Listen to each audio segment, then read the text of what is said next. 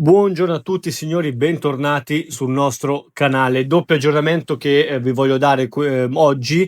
Uno è relativo alla situazione legata ad Antonio Conte e uno riguarda a una trattativa di mercato che sta incendiando appunto tutti noi, insomma, tifosi, che potremo vedere presto con la maglia azzurra un giocatore, un astro nascente, un giocatore voluto da mezza Europa, che grazie all'ottimo lavoro di Manna e McTominay, adesso vi spiegherò, ha accettato la proposta del nostro Napoli. Ma scopriamo insieme tutte le ultime news sul nostro Napoli. Prima di continuare vi ricordo di iscrivervi sul nostro canale, di attivare la campanella delle notifiche e di lasciare un bel like a questo video. Allora signori, partiamo dalla situazione legata ad Antonio Conte.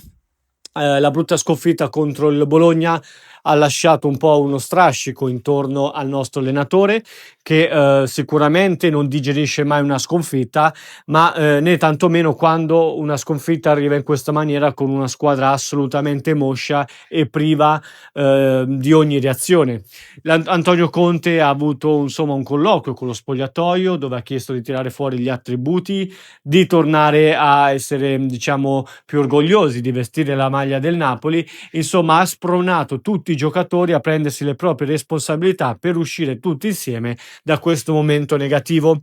Di sicuro il Napoli, a differenza dell'anno scorso, dovendo competere su più fronti, sta pagando un po' in un certo senso questa situazione, ma la società ha fatto un mercato importante quest'estate proprio per essere numericamente superiore, ecco, rispetto all'anno scorso, per poter affrontare le competizioni nel migliore dei modi.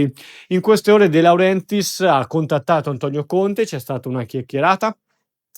Antonio Conte, come vi abbiamo detto nel video di ieri, non è assolutamente in discussione. L'allenatore in questo momento è convinto, non vuole abdicare, ma chiede solamente maggiore responsabilità da parte dei giocatori. Sicuramente il gruppo reagirà in maniera positiva al termine di questa sosta per le nazionali, si tornerà in campo e sicuramente vedremo un Napoli con tutt'altro spirito.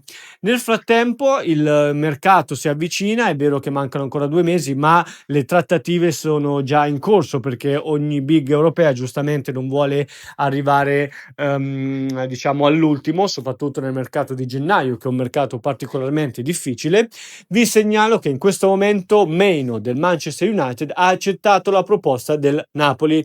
L'astro nascente del calcio inglese, considerato uno dei migliori talenti del panorama internazionale, vuole vestire la maglia del Napoli. Questo mette il Napoli in una posizione in vantaggio rispetto al Manchester United, che ha ricevuto la comunicazione del giocatore e del suo entourage circa la volontà di lasciare definitivamente lo United. Vi segnalo che in questa trattativa sta lavorando anche McTominay, ex compagno di squadra di Maino.